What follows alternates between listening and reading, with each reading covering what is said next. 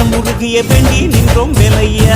அழகு என்றாலே முருகன் தானையா, எங்க அழகு சுந்தரம் பார்த்து கேட்க அருள் புரிவாயா. சேவல் கொடியுடன் சிரிக்கும் முருகையா, எங்க வாழ்க்கையில வெற்றி பொங்க தருவாயா. ஆறுபட வீடு கொண்ட முருகனுக்கு அரோகரா, அப்பானுக்கு பாடம் சொன்ன சுப்பனுக்கு அரோகரவும் பேர சொல்லி இந்த ஊரே வந்தோம்.